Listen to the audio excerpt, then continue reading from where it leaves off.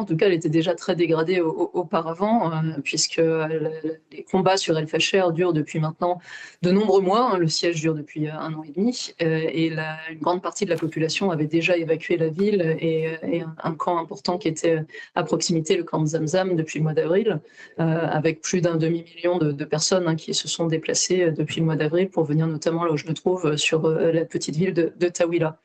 Et aujourd'hui, effectivement, on a de nouvelles arrivées de personnes qui ont quitté